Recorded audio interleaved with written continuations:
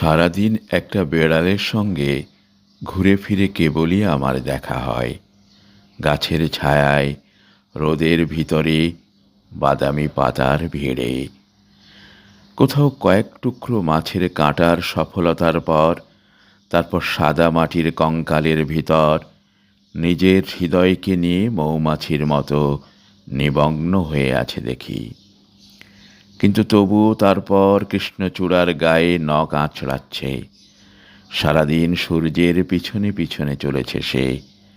একবার তাকে দেখা যায়, একবার হারিয়ে যায় কোথায়।